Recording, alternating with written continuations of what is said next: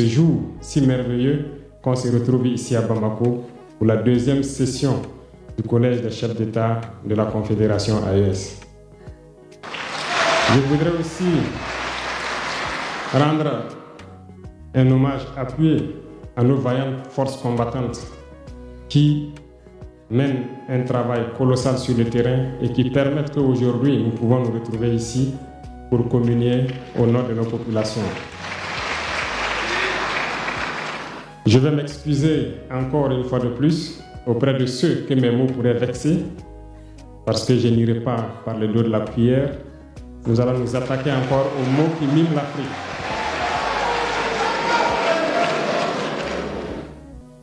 Vous avez certainement tous déjà entendu parler du printemps arabe.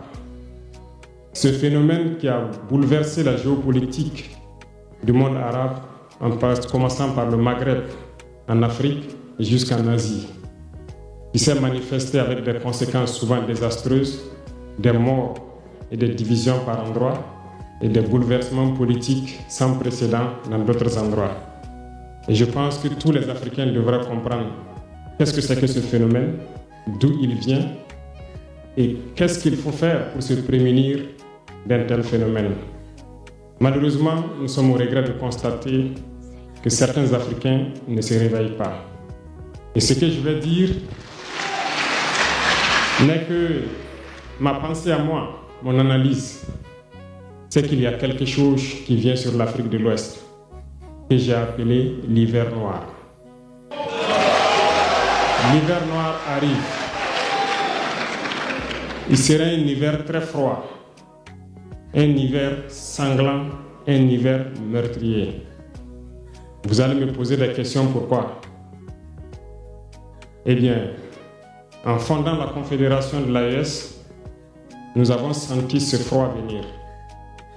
Et tous les jours que Dieu fait, nous nous évertuons à trouver des troncs d'arbres pour allumer un feu qui va réchauffer le cœur des Africains, un feu qui va réchauffer les mentalités et le sang des Africains pour nous unir autour.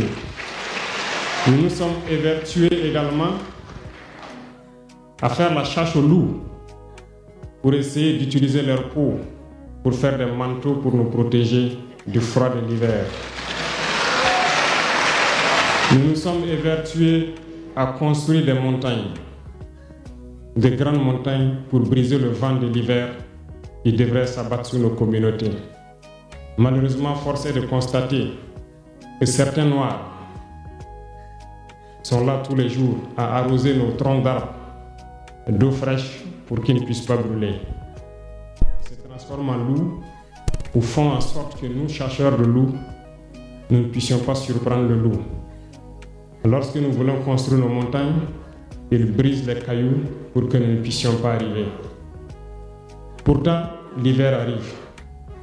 Et quand l'hiver viendra, devrions-nous permettre à ceux-là qui combattent de venir se protéger avec nos manteaux qu'on a confectionnés, avec les montagnes qu'on a construites pour nous protéger des vents, ou encore se réchauffer avec nous autour du feu.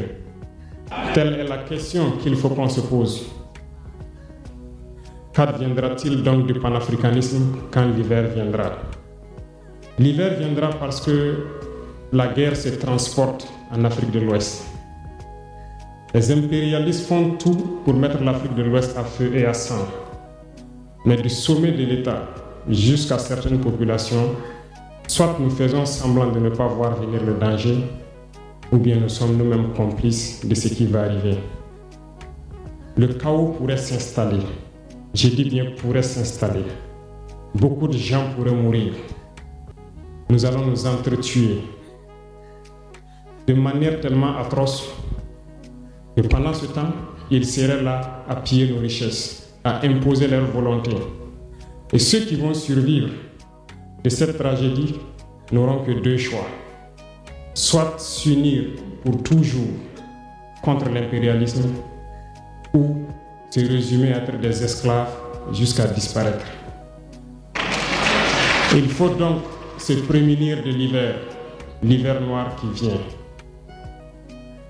Nous ne pouvons pas comprendre que les Noirs en Afrique de l'Ouest ici prie Dieu que les terroristes tuent des populations noires. Nous ne pouvons pas comprendre que des chefs d'État lâches se cachent derrière des médias, soi-disant médias, pour décourager, insulter, activer la haine entre les populations.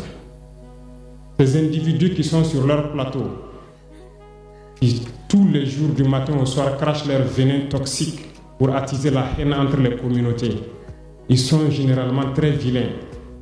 Avec leur gueule de musaraigne, ils ne savent que faire cela. Regardez-les bien. Ils sont là avec des yeux de drosophiles sauvages. Tous les jours, c'est cracher du venin. Ils cherchent à diviser les communautés. Sur les réseaux sociaux, ils sont là et ils sont nombreux. Pourquoi est-ce que nous, Noirs, cherchons à cultiver la haine entre nous? Et par hypocrisie, on se dit frère.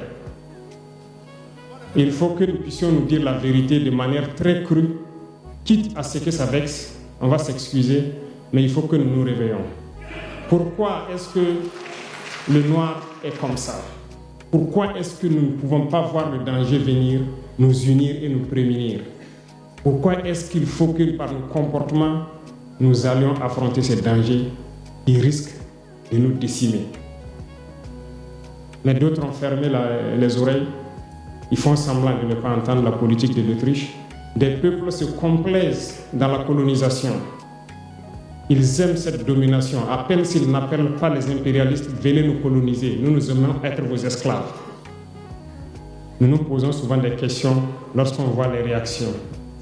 Ces pseudo-intellectuels décérébrés qui sont là à longueur de journée à entamer des débats en toute indignité, en toute malhonnêteté, comme s'ils ne voient pas la réalité des exemples qui se présentent à nous. Il y a plein d'exemples. Lorsque la démocratie fait certaines choses contraires aux règles même qu'elle s'est fixées, ils ferment les yeux là-dessus. Mais ils sont prompts à nous appeler juntes ou putschistes. Mais soyez sûrs d'une chose, nous sommes unis et nous resterons unis. Et nous devons ouvrir les yeux. L'AES va évoluer. Tout n'est pas forcément rose. Tout ne peut pas aller au rythme que nous souhaitons. Mais nous avançons sereinement et nous allons arriver à notre objectif. Et quand viendra l'hiver, si il faille que nous passions par l'hiver pour être libres, pour être unis, nous prions Dieu qu'il en soit ainsi et qu'il protège nos populations. Sinon, une chose est sûre, l'AES vaincra, l'AES grandira. Restez sereins parce que nous avons confiance en nos populations. Nous avons confiance en vous, que vous compreniez qu'aucune manipulation ne peut aujourd'hui nous diviser entre nous. Aucune manipulation ne peut nous amener à haïr d'autres personnes. Aucune manipulation ne doit nous amener à riposter d'une manière violente, physique, face à ces individus qui n'ont absolument rien compris. Restez sereins, ne ripostez pas physiquement, nous riposterons par la communication jusqu'à ce qu'ils changent eux-mêmes de mode d'action et nous allons aussi riposter en fonction du mode d'action. Restez sereins, Dieu protégera l'AES. Dieu vous protège tous, toutes les populations de l'AES. Dieu vous accompagne tous dans vos objectifs.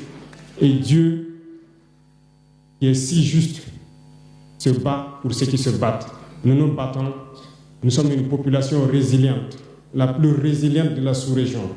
Personne n'aurait cru que vous pouvez supporter ce que vous êtes en train de vivre. Nous allons vaincre le terrorisme, nous allons nous développer et nous allons nous affirmer. Nous allons avoir notre place dans le concert du monde. Que Dieu bénisse l'AES, que Dieu bénisse notre population résiliente et résistante. Que Dieu nous unisse davantage, la patrie ou la mort.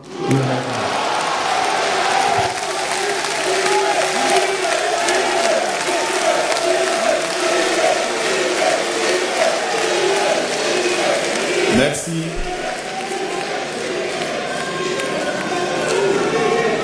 Merci.